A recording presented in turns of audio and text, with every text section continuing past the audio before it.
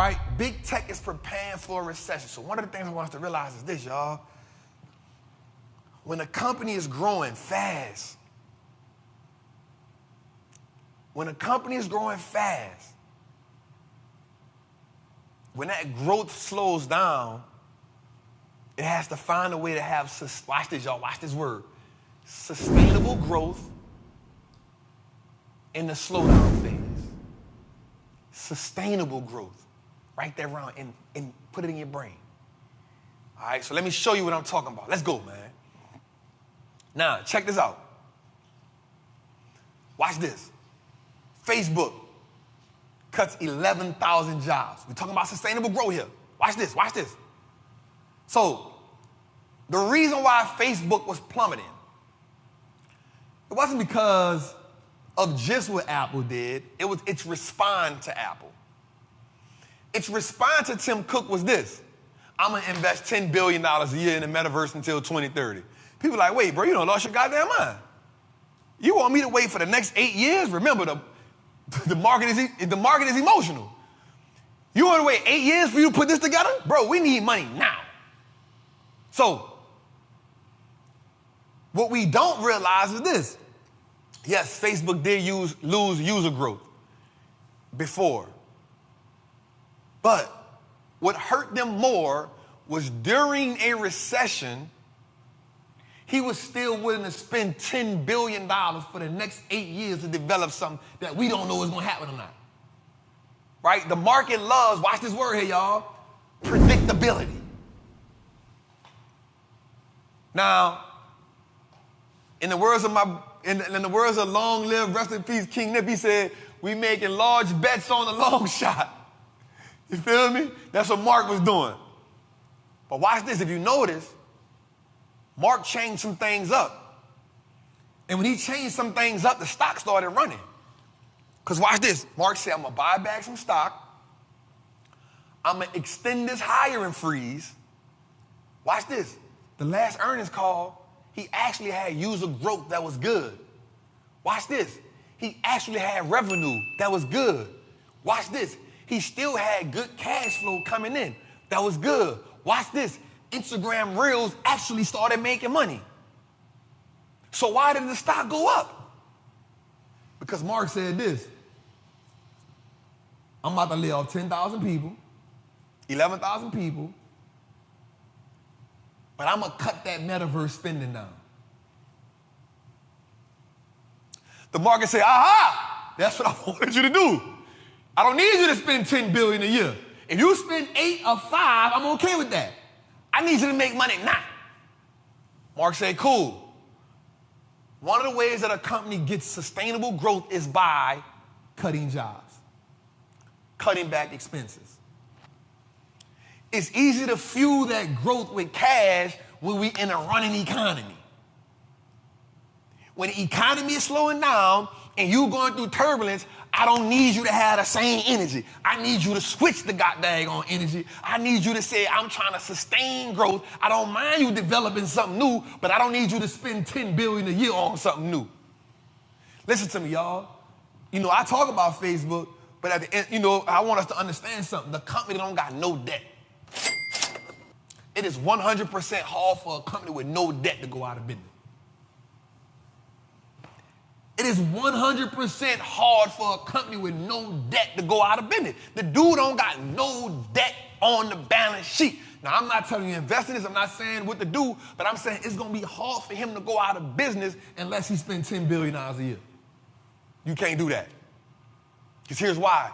Companies are still using him to advertise. He's still top 2 biggest digital advertising platforms in the world. He still has more users than any other platform at almost 3 billion people. Yep, TikTok is growing 100%. But he still has more users than anybody else in the digital game. Watch this. So Mark has certain metrics that the people look at. It's called user time, like how long is the user on the app? And then it's how long is the family on the app? So they calculate how long a person itself is on the app, and then how much time is a family unit on the app. Guess what? In the last earnings call, it was up. Watch this. Watch this. With unemployment rate growing, what do people do more? What will people do more? Be on the app. Yeah, they're going to be on YouTube. They're going to be on TikTok. But guess what? They're going to be on the app. So going into a recession may actually help him out. So I'm not saying to go invest in Facebook. I'm not saying invest in Meta. I'm just saying when you're looking at a company, don't just follow the crowd. Understand the data and the specifics. The data going to tell you people emotional. Understand the data. Yep, Apple whooping his butt right now. So he made an emotional decision. He said, yo, I got to go do something. He went all in. Hey, because here's what he has to do. He has to get you off of the iCloud. He has to get you off the iOS. He got to find a way to get us off iOS. As long as we're on iOS, here's what's going to happen. Every time you get on iOS, every time you do something, it's going to say, do you want this app to track you? And every time you say, no, don't track me, that's some data he can't sell to another company to advertise. That hurts him. So his thing was, I'm going to create these headphones. I'm going to create this metaverse thing. That's why he went and bought Mac. He doubled down on his move. I'm all in. Because he know he got to get you off the iOS. If he get us off the iOS and he get us inside the headphones, now guess what? It's his own platform. But this is something he should have did 5 years ago. Because he bought Oculus in 2016. He bought Oculus in 2016. But in a pressure situation, when you're back against the wall, you pull out the gun. Hey, dude, hey, I'm all in. I'm all in. You could have dropped this in 2019, before this happened. It's another story, man. Let's go, man. Hey, tonight one of them nights, man. We cooking, man. We cooking. All right, so now let's dig a little deeper. Remember what I told you. Big tech is preparing for what? Recession. Here we go. Amazon. Laying off 10,000 people. Makes up what? 3% of the workforce. But watch this. They're not just laying off 10,000 people in the warehouse. They need the warehouse workers. They ain't laying off the people that make the money. They ain't laying off corporate people. 10,000 of them.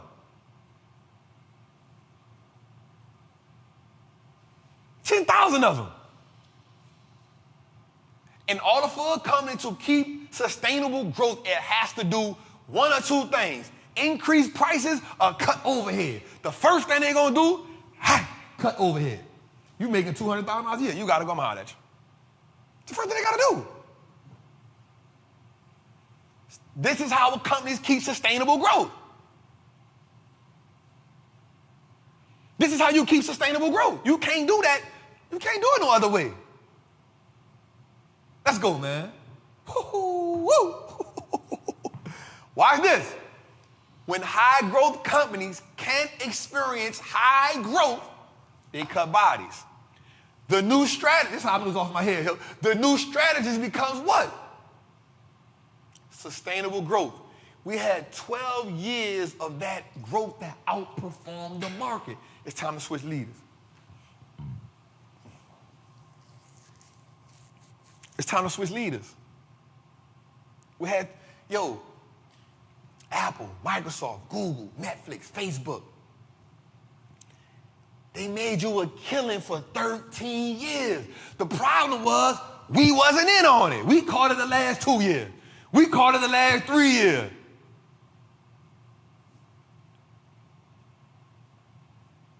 We caught it the last 3 years. But guess what? I'm not saying Apple, Microsoft, Amazon, I'm not saying they're not good companies. I'm just saying as we pivot, there's a new group of leaders we got to look up. And we got to find them. We got to figure out where it's at. We got to figure out how they're going to pivot, how the market going to pivot, what the market going to pivot at. Now, here's the thing. Everybody going to, find their pockets, but you won't see it until it start running.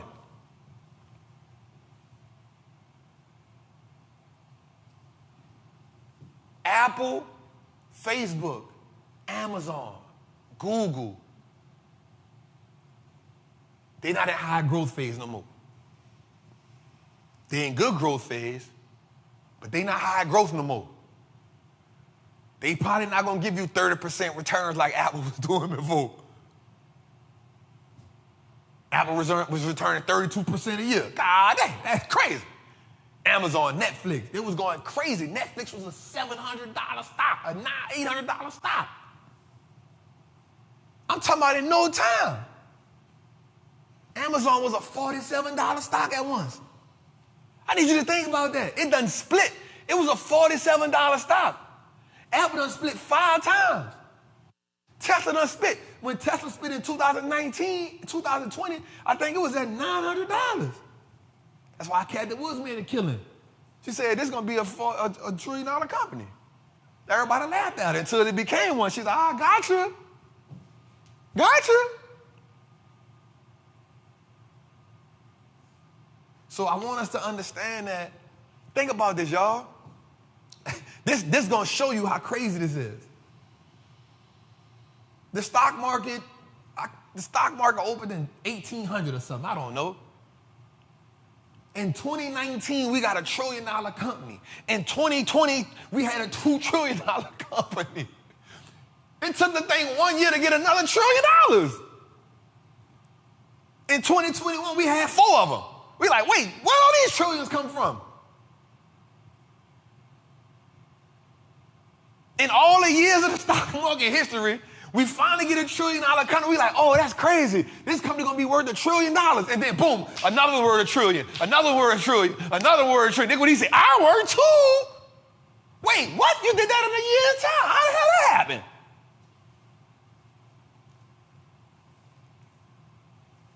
So I want us to just understand that, man.